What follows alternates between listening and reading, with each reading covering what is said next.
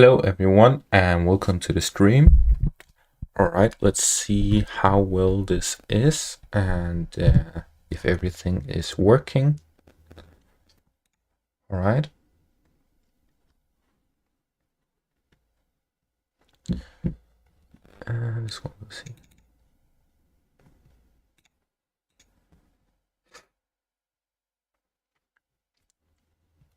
Hello everyone and welcome to the stream.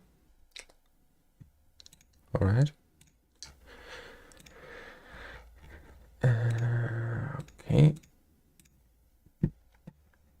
Let's move the scene to this one. And I need to change this image.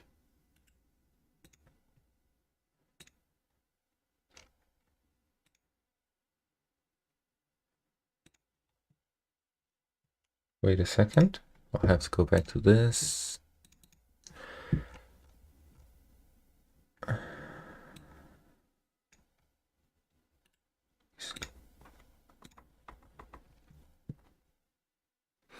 Also, I'm trying streaming with a delay, so if something feels awkward, then that's why. And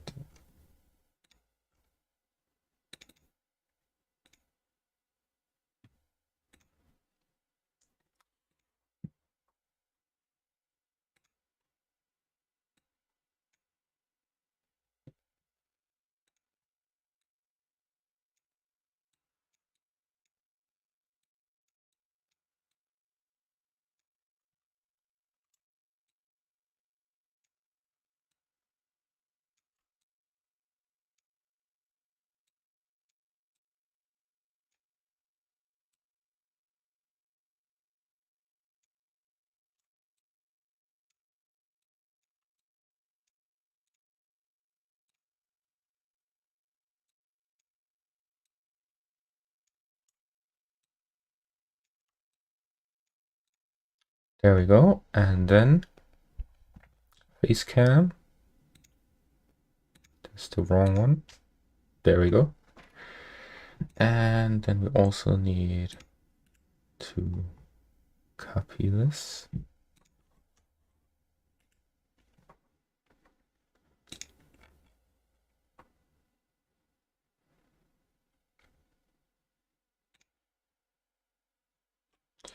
All right, image.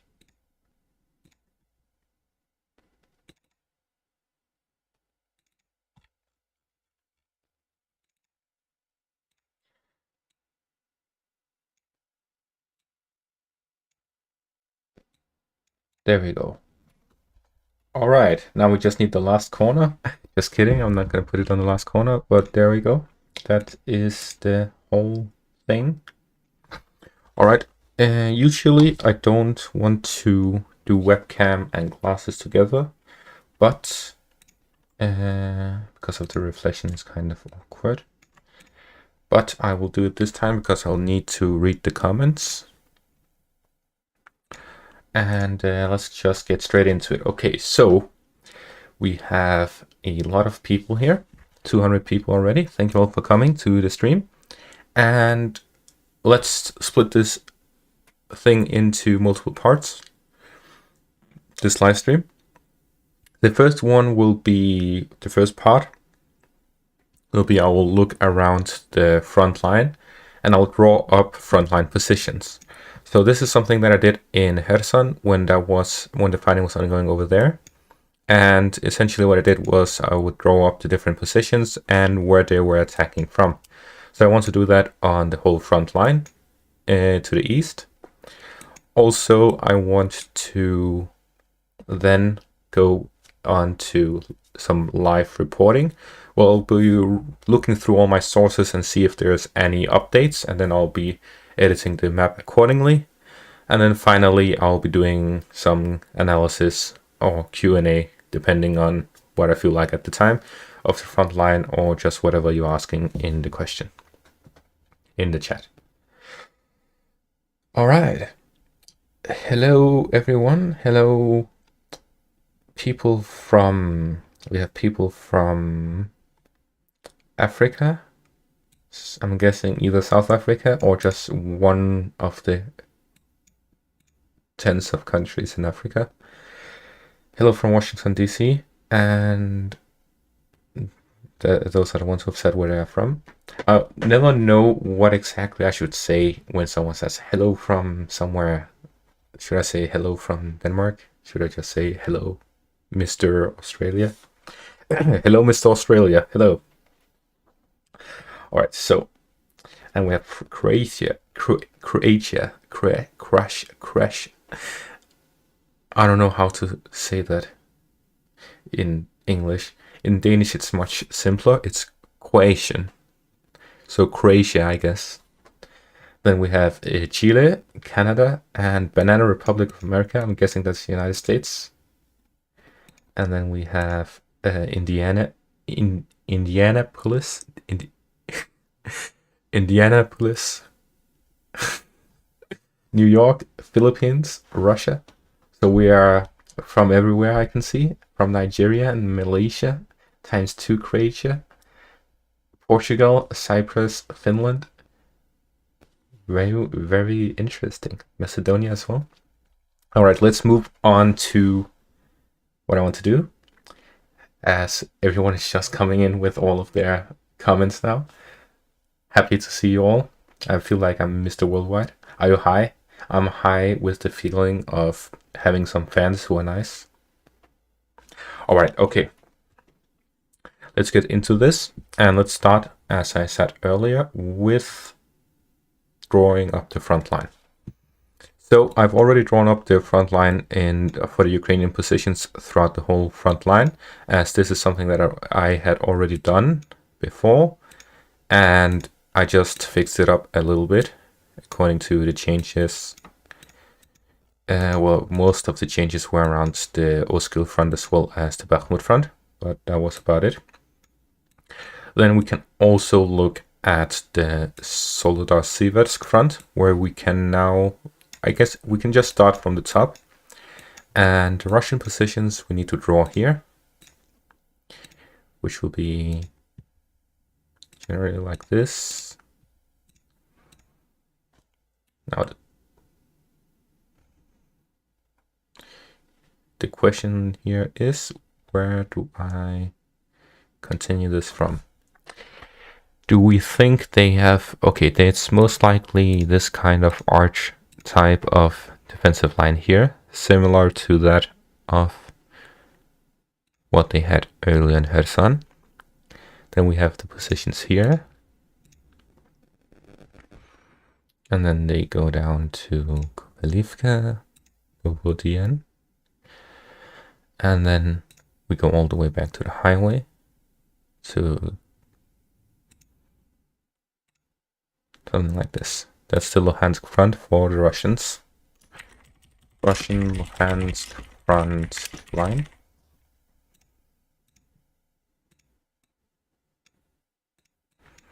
And then we fix this oddity. All right, so let me explain how I determine where the front line is. So we look at the terrain and the density of the villages. We can see here that there's a lot of villages by this road. So most likely all of the defensive positions are by this road. So we have to match this with the highway, as well as the villages that go by. So most likely the Russians have like an outpost in this village here, but their proper defensive positions are around Mykolaiivka. Then we've just followed the highway to Borjanisk, and then this here, and they are most likely at Devorishne, as they have recently attacked Ryanivkivka. Then we match it with here, and we follow the direction onto the frontline villages, as there's no like major road here. So most likely they're just sitting in the villages, and if someone attacks, they have positions that they can have an overview from. Like the distance between these two villages is 8 kilometers. So it'll just stand from one village edge, that's 4 kilometers, and the other village edge, that's 4 kilometers. And the 4 kilometer range is the exact range of their tanks and artillery and so on.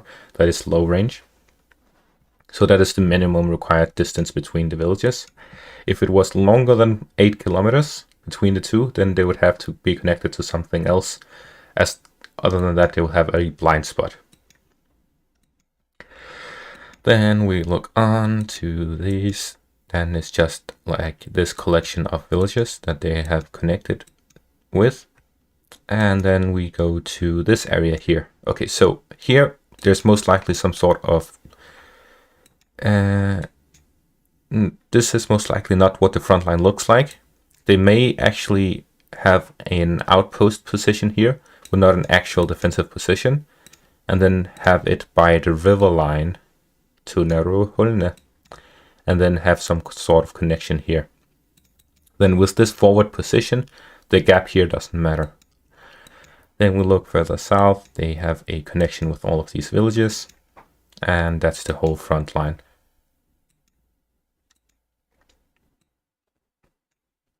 Question here is whether or not Dubrova is still standing for the Russian side, or if the Ukrainians have managed to recapture it. Moving on to the Luhansk/Siversk front. Let's look at that. We can start out by drawing it from the Bilohorivka area. And actually, no, because that is a Ukrainian position.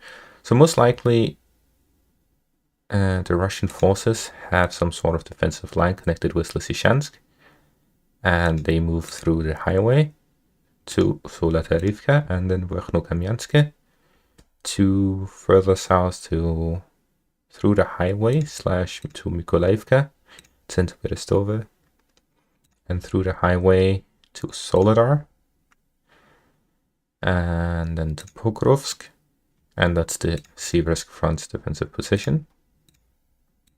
Yeah, let's change the name as well. Okay, it's Siversk front. Okay, so looking at this one, we can see that there's no major area here where the Russians can actually set up a position. So unless they have built something, and the satellite pictures are outdated, so we cannot see if they have built anything. But most likely they've built some sort of defensive line here to the west of Lysychansk. Other than that, they are, if they haven't, then they most likely are just following the highway and are using the villages to the west of Lysychansk to create some sort of defensive line, similar to this, which leaves this vast area just as an open field, which would explain why Ukraine never went further than Bilohorivka. And then to the south, we also see this again. So most likely they're just following the highway and using the highway as some sort of a river line for them to have as a defensive position. Then we see connection of villages, and Yakovlivka itself is a major town for the Russian defense now that they've captured it. They have expanded their reach to have a large arch around Yakovlivka and are attacking. Since they're on the attack, it's difficult to look at what their defensive positions are, as they don't really necessarily have any defensive positions. As in these type of scenarios, the ones who are in garrison usually joins the attacking army to have enough foot soldiers to actually advance. So most likely Yakovlivka and Bilohorivka, these areas are largely unprotected. Okay, then if we move on to the Bakhmut area, again, they are on the offensive, but we can do some sort of attempt to draw up their defensive lines. So this would most likely be somewhere around Pokrovsk and connecting it to Klinove and then Vershina and Setseve to then follow the highway towards Kordyomivka or Seryanivka, and then the highway again, and then connected to Horylivka, which in and of itself is one major civilian area, residential area. So it's difficult to attack that, which means that they have it as a defensive line. Then we can see here that there is some sort of disconnect, an open field. So most likely it goes down to Mikhailivka, Stavki, and then actually not Stavki, I would think that they will go further down the highway and then north like this.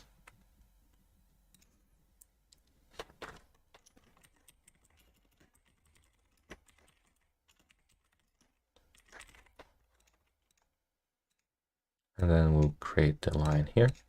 And the reason for this is if we look at the positions, a general Russian defensive strategy is operational encirclement, or an offensive as well, where they would like to pull in Ukrainian forces and attack them from multiple sides. So leaving this large area in the center undefended would actually give them exactly that.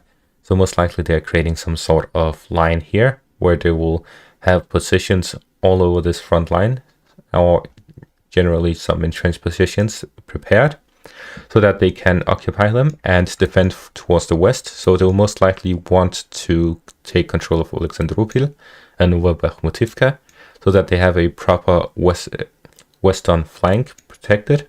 Other than that, they would be very vulnerable if the Ukrainians pushed into this central area, and then they attacked from the west to flank the Russian positions to the north and then encircle them. So this is a very risky defensive position, but it's most likely what they have. And then we connect to the southern part around the Donetsk front itself. This is much easier as it's just the frontline villages.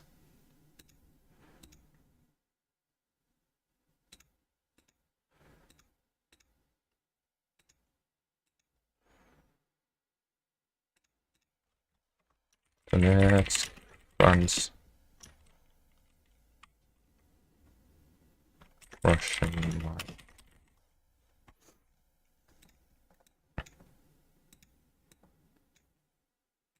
Something like this. And we can see here again, lies open field, and then the Russian positions at the villages to the edge of this open field. Hello to all the new viewers. We see some people from Moscow, and there's a discussion in the chat. I'm not following that, so hope you guys are enjoying.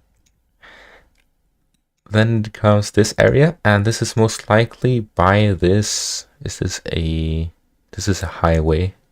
So by this highway, it's not actually a highway, but it's similar to a highway.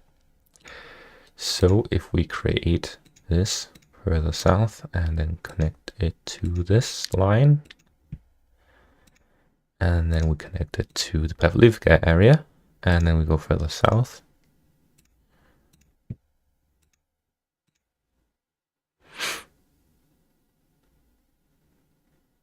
Actually, this is...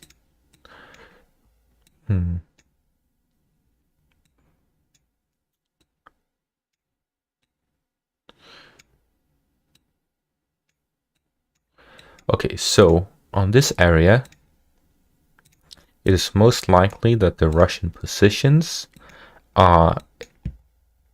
or the Russians have most likely just taken these villages as a outpost area, where they will be focusing their forces in these villages to the back line by the river line. Not the front line itself, but the villages to the back. They have most of the units here. And then in case the Ukrainians attack one of these areas, it will rapidly move in to intercept. So if the Ukrainians attack Pavlivka, then we will see Russian troops from the nearby villages of Yehorivka, Petrivka, and Krylivka move into intercept. And if that's not enough, then they'll send more villages. And then most likely each of these villages will have a battalion-sized unit. So 1,000 troops to each of these villages. And then they'll have built up their camps and so on. But that is I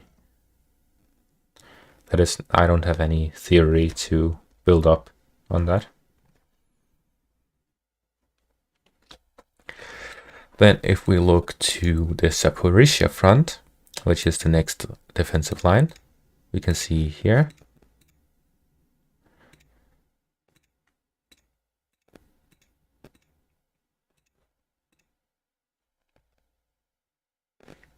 that is more of the same. But it's actually might be something like this.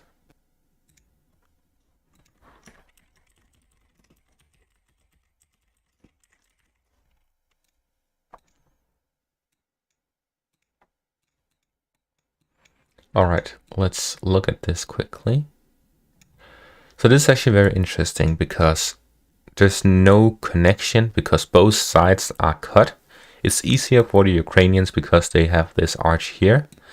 But for the Russians, they have no proper connection in this area. So most likely their defensive line would be something similar to focused heavily around Tokmak, as well as Vasilivka,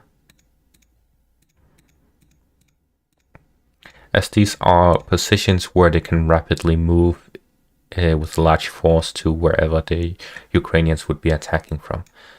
Also, most likely because of how open this field is, it's flatlands and it's a very open field.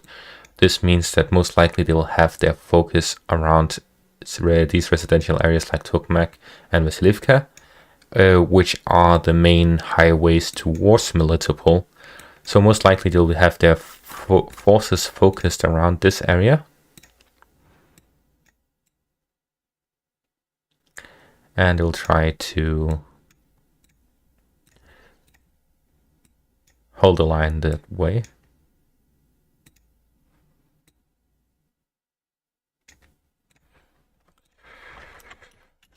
Rush.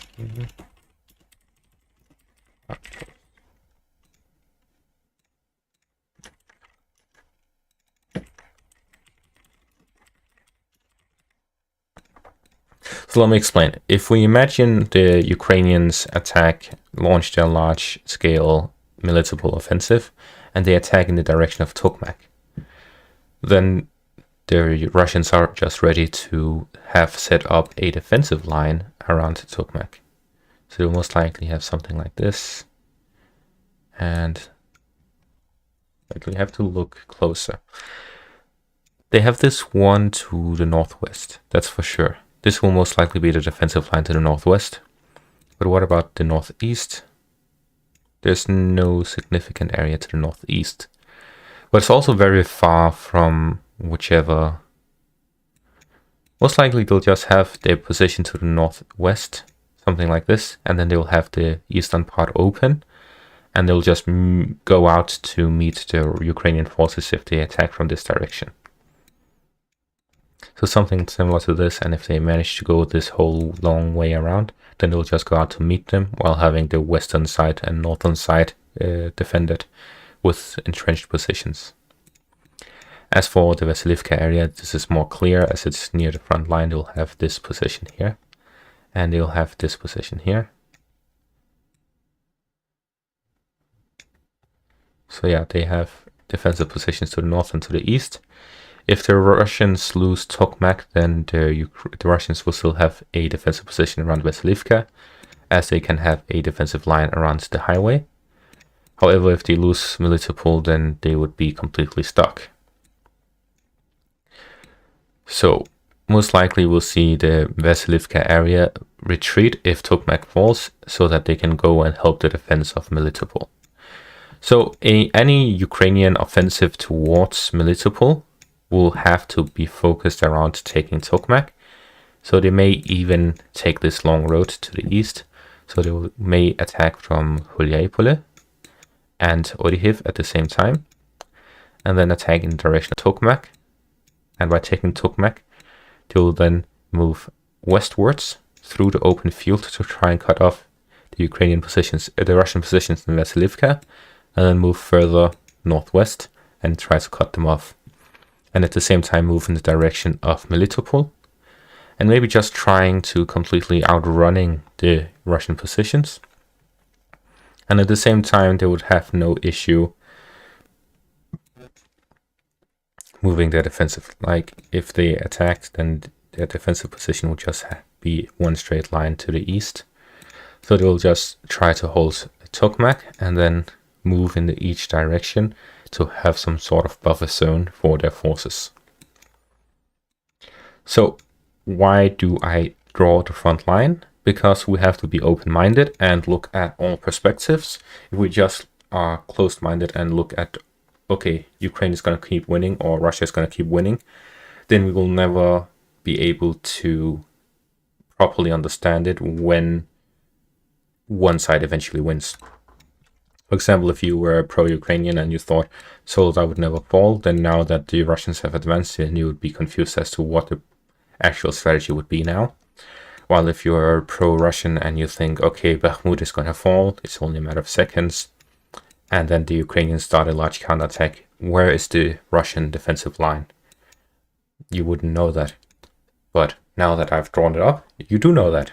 So you don't have to think, because I've thought for you. Anyways, that's the defensive lines. I'll not be looking at the other front lines. Okay.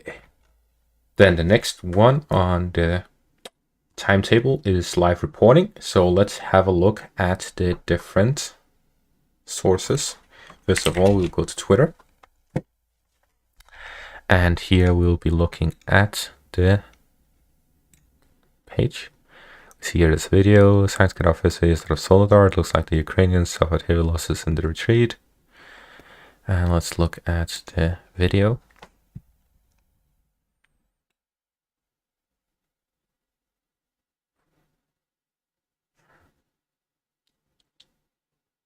What exactly is this? It is...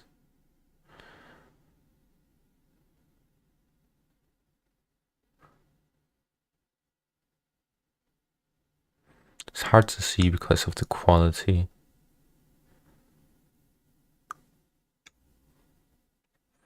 But it seems there are some things on the ground.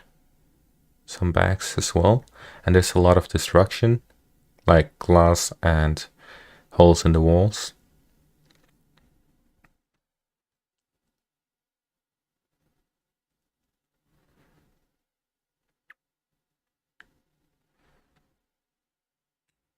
Is that a weapon? That looks like a gun or something. And then we have a lot of... Okay, let's not show this on camera. I'll have to cut off that off the live stream.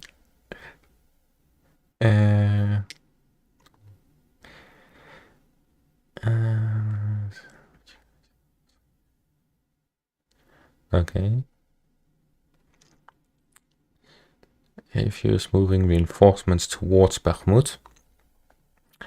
Actually, that is interesting, because if they're moving them towards Bakhmut, something that I mentioned in my last update is that if we look at the map, we can see that there is a connection between Bakhmut and Soledar, which is this highway to the west of it. So as long as this highway is in Ukrainian hands, the Ukrainian forces can just move troops as they want between Bakhmut and Soledar. So the next target of the Russian forces should be to move northwards from Pithorodne and try to cut off this road here and move towards both Pereskovivka, Krasnogora and Blahodatne. All of this would allow the Russians to completely control the intersection between the two roads and be able to cut off any supplies towards Soledar as well as the north of Bakhmut and any connection between the two. And this would either draw a Ukrainian counterattack or Ukrainian withdrawal. And the Ukrainian counterattack would be in the direction from Bakhmut to Soledar, which would weaken the Ukrainian defense in Bakhmut, or they will just fall back from Soledar towards the north, towards Siversk, and then eventually to the west. So that's the situation, and reinforcements towards Bakhmut may indicate that they're preparing for such a situation and that they will want to send more forces to the north, around the Krasnogora area and Blahodatne.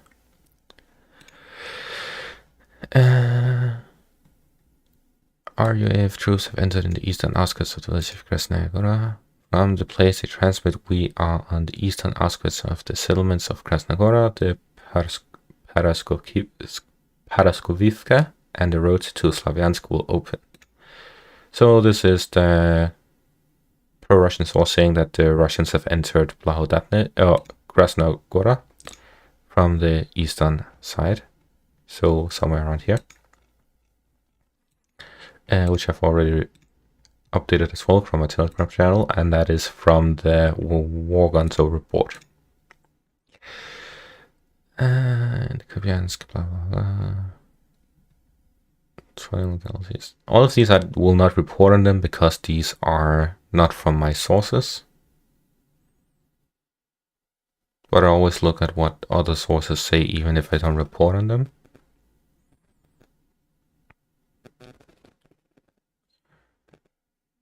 So this is some Ukrainian brigade. I'm not sure what the point of this is. What is the point of this video? Running shoes, very nice. I also do some Twitter posts about my updates.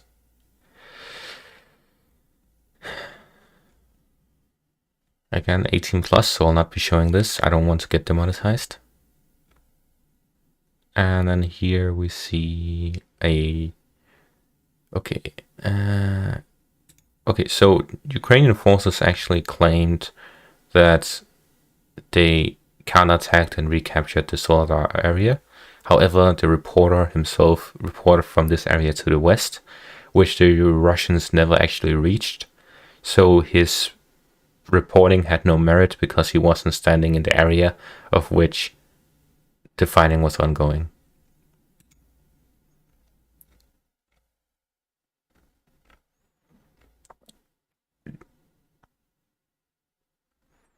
Alright, there seems to be no updates on Twitter. Then we can move on to Telegram.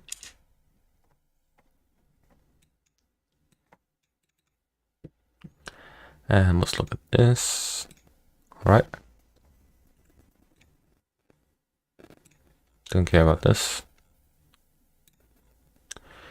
What does this man say? Wagner fighters report that the armed forces of Ukraine are using unidentified chemical weapons in the Bakhmut direction. So this is most likely just propaganda.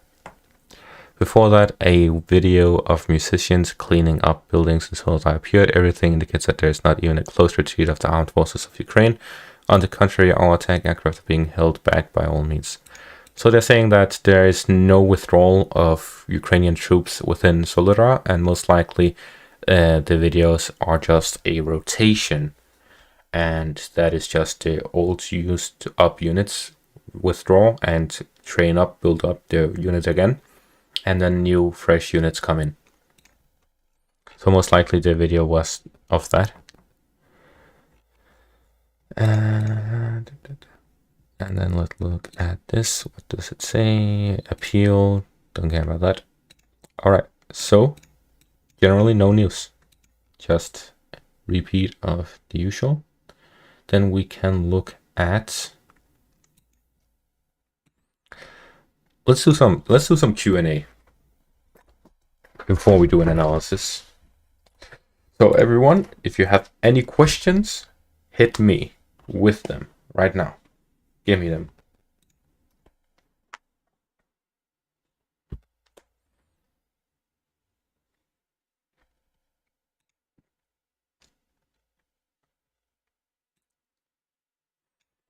Hit me with all your questions.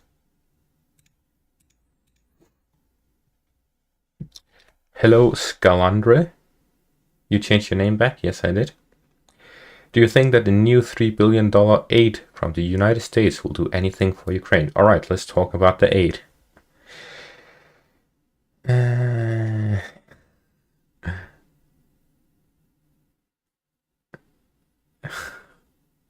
Who do you see winning? Are you my twin? Okay, so let's look at the aid question. And actually on my own Telegram, let's see, there's something first. Okay, don't care about this. And that is a repost. Okay, so on my Telegram channel. You should all join. It is in the description, I'm pretty sure. So you should join my Telegram channel. Anyways, in this Telegram channel, I commented on the recent 8 package, which is this one. 50 Bradley infantry fighting vehicles with 500 TOW anti-tank missiles and 250,000 rounds of 25mm caliber. So this is 50 Bradley infantry fighting vehicles with the necessary ammunition. 500 TOW anti-tank missiles is because the Bradley infantry fighting vehicles has anti-tank missiles that it can launch from itself. And then 250,000 of its standard ammunition, which is the 25mm caliber. Then we have the 100 BTR M113, which is just a normal APC, armored personnel carrier. Then we have 55 MRAP, which is another normal armored personnel carrier.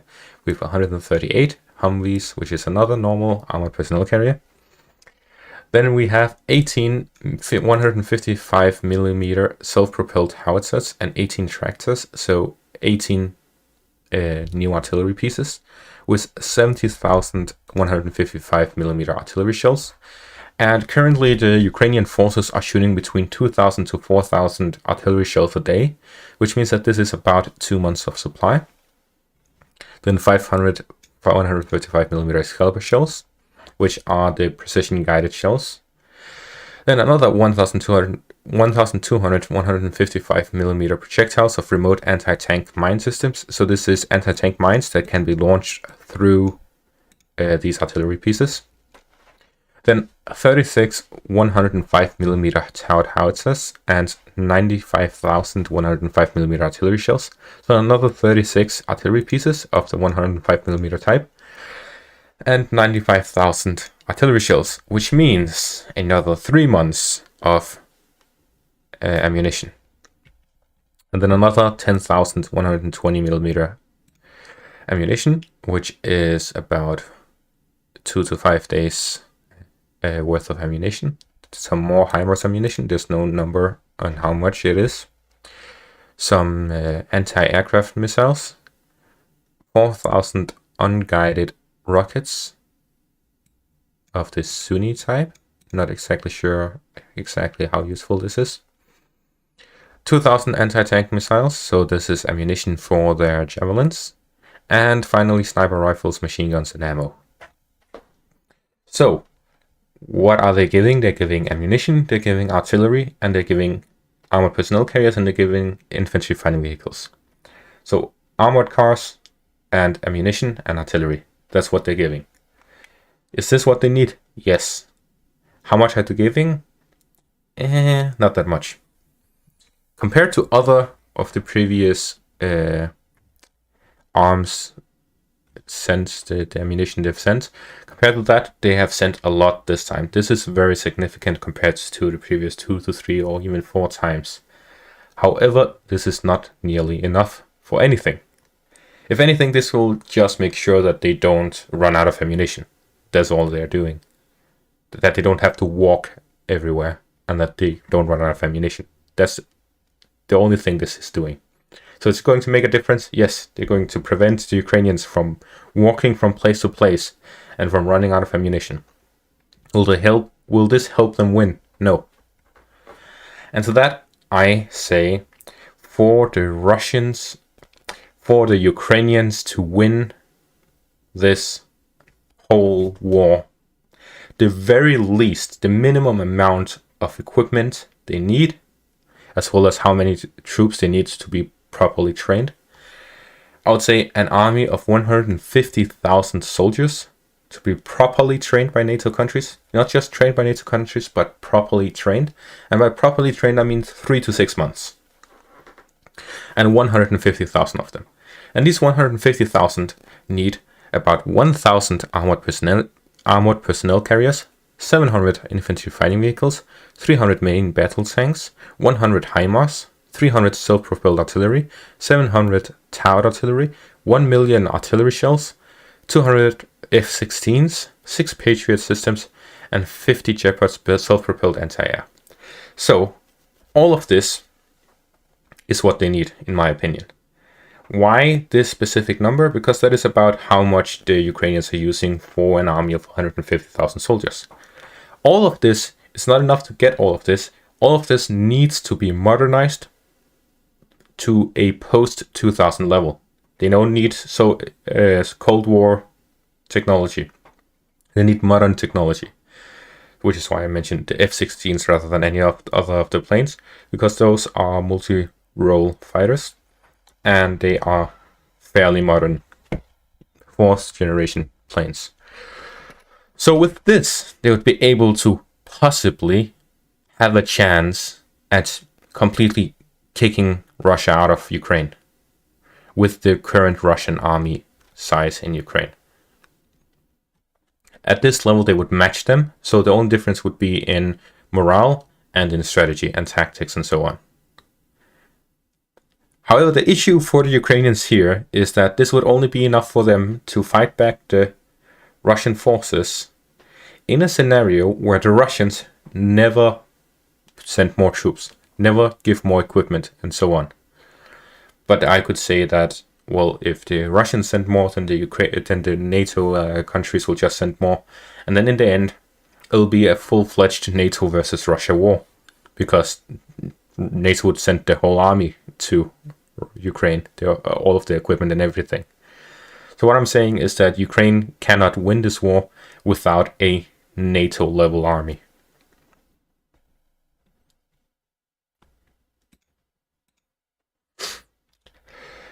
So that's my opinion on the arms sent thing. How about France light tanks to Ukraine? Still not enough. Do you think that the new 3 billion aid pack will do anything for Ukraine? Okay, so what do you think about the idea that the West does not provide enough to Ukraine to win the war, but to sustain the war enough to soak Russia's military little by little? I think it is completely horrible and inhumane. I think the Western countries should make up their mind, and that they should have made up their mind before the war even started. Are they going to be involved and force the Ukrainians to actually win? Or are they just going to relax, sit by, and gain some money from this while all of the whole Ukraine and Russia just erupts into blood and flames? Thank you, Louis Pruenja, for the €5 donation. What outcome do you see for Ukraine after the war is over? The outcome for Ukraine, regardless of who wins, is a Ukraine that needs to, first of all, be completely rebuilt, because the country is completely destroyed. I posted some satellite pictures from mid-March, which is just 1 month after the war started. And it was of Bakhmut. And already this early on, there were huge craters everywhere.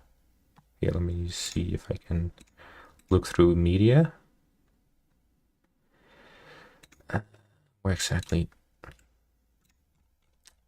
I'm not that good at Telegram yet. Still trying to figure it out. But anyways, I'll talk as I'm scrolling. So essentially, there we go. Okay, found it. So this was already from March, and this is in the eastern outskirts of the residential area of Bakhmut. We can see here that there are 3 major craters, and south of to the northeast of that, there's another major crater. So we can see this is only 1 month after the war began. We're already seeing these huge holes appear in Bakhmut. Imagine all the frontline cities like Marinka, how Bakhmut is today. A lot of these areas are completely destroyed, and all of these needs to be completely rebuilt. We're already seeing the Russians rebuilding Mariupol, and they're saying they're expecting to finish somewhere around 2025. So 3 years to rebuild one city, and that is while they are giving the city all the money it needs to be rebuilt. Now, Ukraine and the EU and other countries have agreed, okay, when this war's over, we need your help to rebuild this city and so on. So, for example, we are seeing in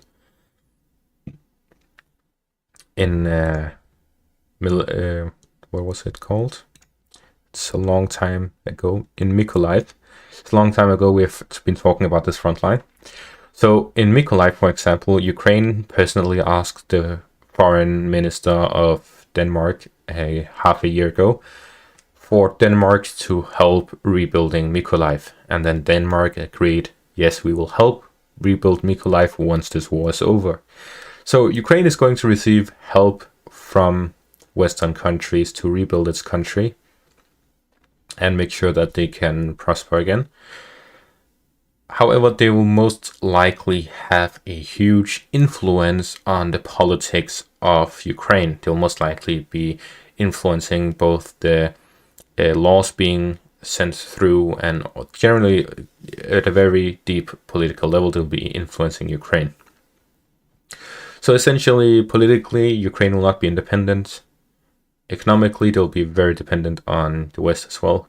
So economically and politically, they'll be dependent and they will not be independent. However, they will still be Ukraine. And if Russia wins, then it will probably not be Ukraine. So they'll be politically, economically, and nationally dependent.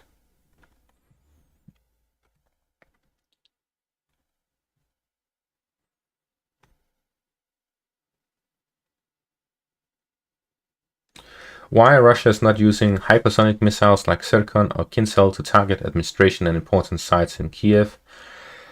Okay, let me tell you about why they aren't destroying the administration and important sites in Kiev, because those are not very significant in the sense that, okay, politically, the political people like Zelensky and so on, if Russia kills these people, then someone else will rise to take their place, and the West will just use that as an excuse to send even more weapons. If they destroy the military personnel, then that would be beneficial for them, but most likely the military is spending 90% of their time underground, and it's difficult to find out when they are overground and when they're in a bunker.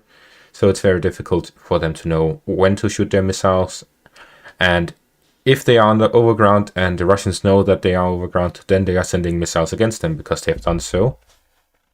I remember a report around Kryvyi Rih around half a year ago, where apparently the Russians allegedly killed a number of officers and high position Ukrainian officers in the Kryvyi Rih area.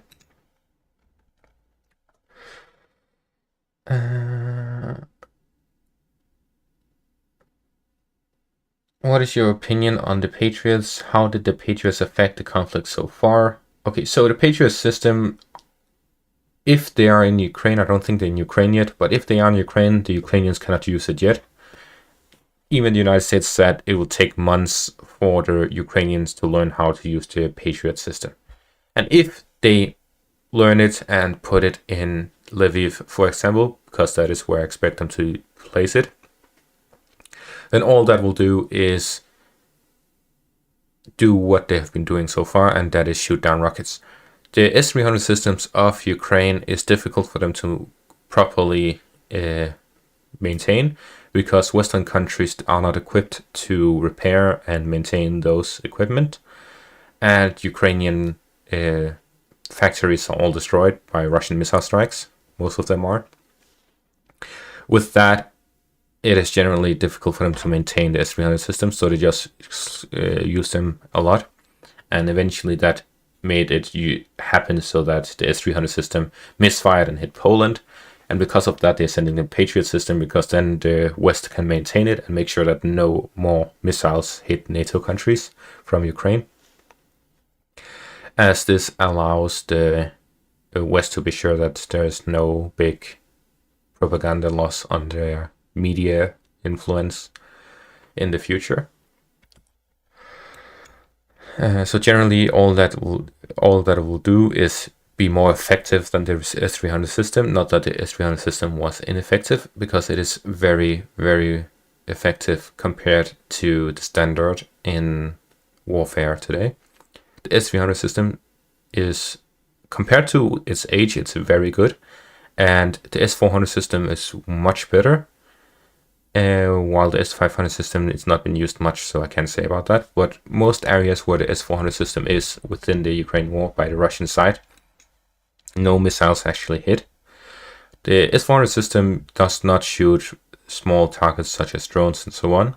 So whenever we see a Ukrainian attack of some area within Russia, an airfield or so, and so on, being destroyed, then it's most likely Ukrainians within Russia launching a drone within Russia and then hitting those targets. And even if they're doing it within Ukraine, then they're just sending it. Imagine a small commercial drone just flying through. You wouldn't take notice because the radars do not detect it. You have to spot it with your own eyes, and no one is going to be able to spot a drone flying at the right height through the forested areas of Russia at night with their bare eyes. They have a lot of security systems and so on, but those are all located in Moscow and St. Petersburg. So that's more. So the Ukrainians will most likely not hit any areas within Moscow or St. Petersburg with their drones, but the more rural areas in the east and the south will definitely keep getting hit by Ukrainian drones. Do Russians use less armor than before, as we don't see that much destroyed armor anymore? Did Russia switch to a Miaso tactic as the Chinese did in Korea? So essentially, the reason why we're seeing less and less armor is because the Russians are heavily focused on artillery and urban fighting. If we see at the eastern area, there's a lot of... Well, the fighting is situated around Bakhmut and Soledar, which are two cities. If we look at the northern area around Siversk, then there's most likely more armored here. Way more armor here than at Soledar and Bakhmut. The same with at the southern area around Kurdyomivka and Osarianivka, as well as Klishchivka. Most likely there's a lot of armor here. However, we also see that the Russians are the ones who are advancing recently. The last time we saw a lot of armor was with the Kharkiv counteroffensive by the Ukrainians. Since then, we have seen the Kherson counteroffensive by the Ukrainians, where there was a lot of armor in the northern parts. In the southern parts, there wasn't a lot of fighting. And once the Russians withdrew from Kherson, there was barely any videos of any armor there, because they had already pulled out most of it.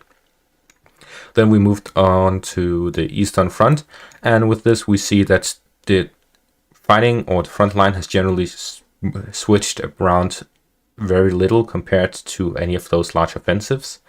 So from the Russian side, they don't care enough to send pictures of destroyed Ukrainian tanks. Sometimes they do, but in my opinion, it doesn't even matter if Ukraine loses one tank or a billion tanks, because they don't have a billion tanks. And the Ukrainians keep taking pictures of destroyed armor because they have to show that the weapons that the West sent them is very useful, and that they need more and so on. So it's all a social media war for the Ukrainians to get more support, more weapons. They have to show exactly what they're doing with it. But for the Russian side, they don't need to show pictures of what they destroy and so on. They just need to They just need the Russian Ministry of Defense to send their usual propaganda videos of how the helicopters shoot missiles or the planes shoot bombs and so on. So we are not seeing any pictures of armor, not because they're being used less, partially because they're being used less, because they are fighting in urban areas, so there is not a lot of room for large armored battles, but mostly because it is the Russians advancing, not the Ukrainians, for the past 2 to 3 months. Will Russia use the nukes if they are gonna lose? Only if Ukraine invades Russia. I do not believe Russia will use nukes unless they're being physically invaded. And I'm not talking about Donetsk or Luhansk or even Belgorod. I'm talking about actually losing Belgorod or losing Kursk or losing Donetsk or losing Luhansk. In those situations, I still don't think they'll use nukes, but there may be a small, tiny possibility that they will. Tiny 0.01%. But generally, I only think that the Russians may use nukes if they're getting completely destroyed by the Ukrainians, and they're in risk of losing cities like Belgorod, Rostov, or Sevastopol. Other than that, I think it's a 0.00000000000% chance. So no chance at all of Ukraine or of Russia launching nukes. What is your assessment of the Nazification among Ukrainian political class, military leadership, and Ukrainian society in general? I think in general the Western Hemisphere, Western countries, the EU, United States, Ukraine, are all very nationalistic. Not sure about Nazism, but they are very nationalistic. They prefer their own nationality over other nationalities. They have a national identity, and they want to protect that. And that is on, like, if we take Denmark, for example, we are about 4.8 million Danes or 5 million Danes and 700,000 or 500,000 foreigners. So all the foreigners, Denmark wants them to integrate or assimilate into the Danish society. We don't want any parallel societies within Denmark. And that is the same with the EU as a whole and the United States and all of these countries. They have some sort of national identity, and they want everyone to adapt to that, and they don't want anyone else to have a different opinion. With that, we can see that nationality or Nazism that the Russians are accusing the West of having is somewhat true, because they believe the EU believes European values are better than any other values on the planet. They believe they're the best. So essentially, yes, it's true. And it is very tight within the governments of all Western nations. They have no sense of pluralism. They don't have a sense of equality. They don't believe someone from Africa is equal to someone from Europe. And I'm 100% sure on that. However, they don't treat people legally, like at job markets, all of these things. At a very small level, there's some sort of racism and so on. Maybe less than 2% of the population. The rest has this sort of idea of how the others are, that they are inferior, but they'll still treat them well. So don't believe that it is a big issue yet. I think it could grow into a big issue, but currently it's not a big issue. There's just this sort of superiority complex with the West. They believe that they're better than everyone else.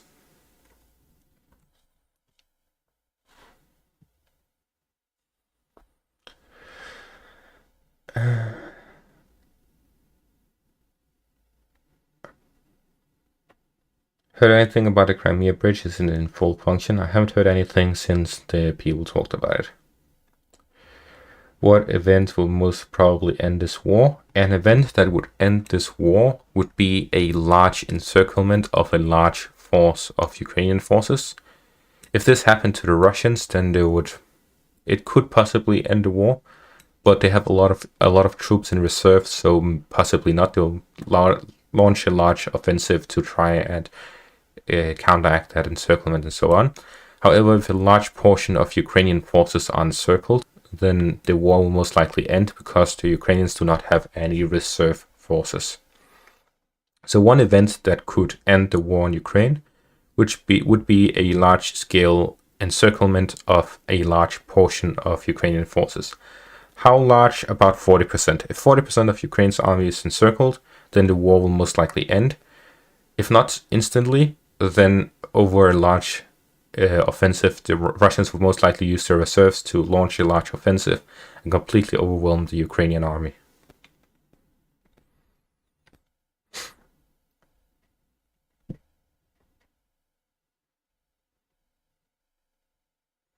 The entire United States, neighborhood by neighborhood, all types separate by nationality. I'm not that into United States culture and society and so on, but that does sound a lot like how there are neighborhoods, there are parts of cities there are suburban areas, and so on, that are specific to different groups of population groups. For example, in Denmark, there is a part in the capital that is mainly rich people who live there. There's multiple parts of every city. There's always a Muslim majority part of the city. There's also areas like there's a Jewish area in Copenhagen. There's a lot of things where specific groups are combining to live in one place. However, Denmark generally is very sparsely populated. There's not a lot of focus on the cities. The majority of people are living outside of the cities. With this, there's not enough focus of the population to put everyone in one place. Not all find all EU stuff good, but I like my freedom. I prefer Western standards with all difficulties than again a Soviet-like life. Yeah, and you believe that your EU visions and all the EU stuff are better than, for example, Soviet style or African style or China style and so on, while the Chinese believe they are better. So you have the EU that thinks they're the best, we have China that thinks they're the best, we have Russia that thinks they're the best. And that is generally true. Most countries believe they're the best. There are a lot of countries that have an inferiority complex and believe that everyone else is better than them. But a lot of the major countries or major country groups like the EU believe that they're the best in the world and everyone should be like them. And if you refuse to be like them, then you're stupid. But for the Russians, for example, they don't want to be like the EU. And they think that Ukraine being like the EU is bad for them, so they are invading out of national interest, because it is in the Russian national interest to invade Ukraine if they become an enemy. And the EU and Russia consider themselves enemies even before the war. And that is because of old Soviet mentality.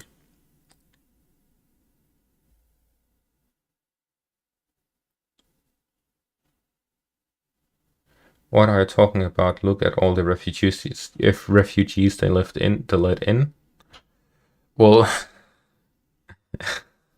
let's just not talk about that, because if we start talking about that, we'll have a whole nother hour to the stream talking about how European countries mistreat refugees and how refugees aren't exactly refugees anymore. And there's a lot of things, and I just don't want to get into it because I'm reporting on the Ukraine war. I'm not reporting on EU internal politics. Do you think Ukraine and Zelensky will ever come to the conclusion this war is too long and come to negotiation? I do not believe so. As long as the West tells them to fight, they will fight. Unless they get a favorable peace deal. Like if Russia says, okay, we'll withdraw from Ukraine. What are your opinions on Zelensky? I don't have an opinion of him because I've never met him. How do you assess the gravity of Ukrainian socio-economic problem, depopulation, poverty, unemployment, criminality, recession, and even depression in 2023?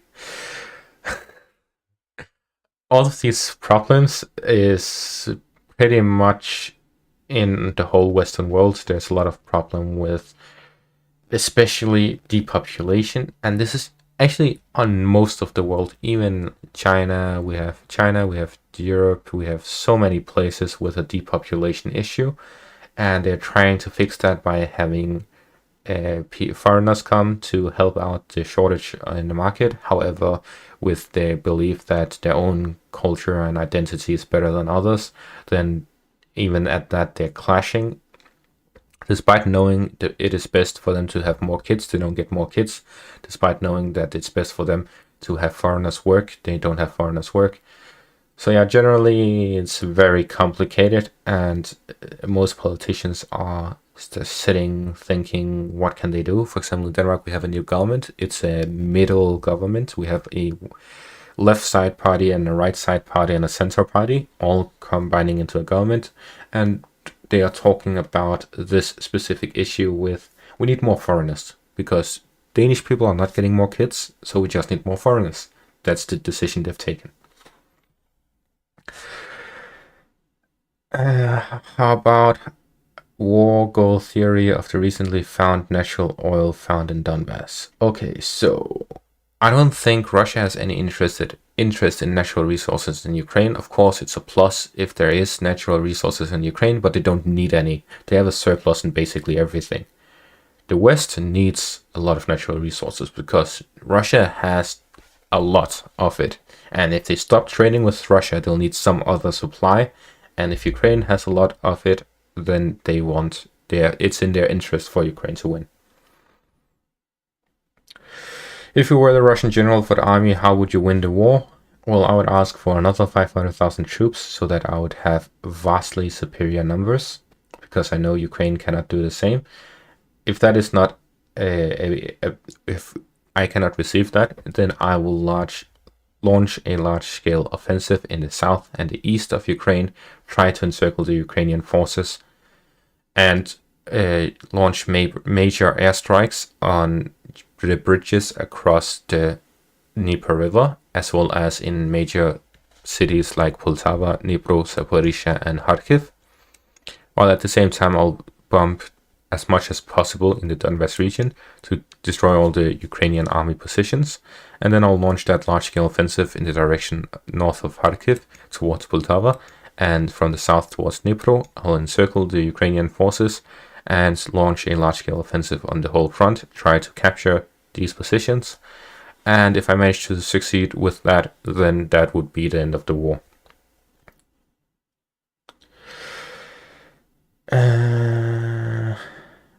That is if I wanted to win the war as fast as possible, if I wanted to add the least amount of casualties and don't care about how long the war takes, then the current Russian strategy is what works best, because they are completely destroying the Ukrainian army, although slowly. They have a vastly higher destruction rate compared to what they're losing.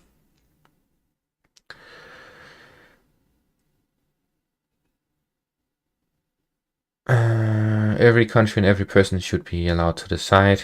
Well, that is not what you choose, that is what countries choose. And what power does a country have if not military power? Everyone tries to talk. If talking doesn't work, they use their fists. And what about French light tank to Ukraine? Will it affect the war? It's not French light tank, it is French infantry fighting vehicles. The difference is it's not a tank, it is a infantry fighting vehicles. Its focus is fighting infantry.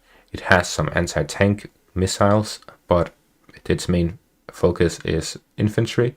And will it affect the war? It will help the Ukrainians slightly, but it will not be a determining factor. How to counter HIMARS? Shoot them down. The best way to counter HIMARS is definitely to counter fire, and that is by shooting. I would say probably drones. The small drones that the Ukrainians are using to attack airfields in Russia, those are probably the best to attack HIMARS with. Just launch a lot of drones and just swarm the enemy and then destroy all the HIMARS. How many Georgians are fighting? As far as I know, 100. Probably way more, but I don't know. I heard that Poland can give to Ukraine Leopard tanks. I heard that Germany wants to give Ukraine Leopard tanks, but I'm not sure if they're going to do that. But I heard them talk about it. Cost $3 million a piece. Drones cost $20,000 each. Russia sends swarms. HIMARS are counterproductive. Exactly, but Russia does not have drones because they figured out how useful they are after the war started, not before. Thank you for your channel. You do a great job. Thank you very much for that compliment. And I think I will end the stream here. It's been an hour. So thank you all for watching. It's been a great stream. I've had a great response. I really appreciate all the people watching, and I hope you all have a great day. And just to plug myself, because this is January, and if you do not know, January is the worst time of the year for YouTubers because there's no ads.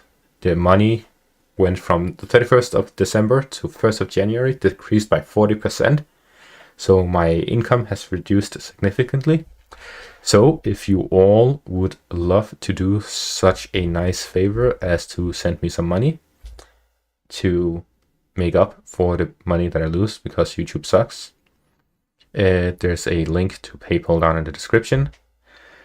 And that's enough for myself. That is enough self-plugging. Thank you all for watching and have a great day, and see you all next time. Adios.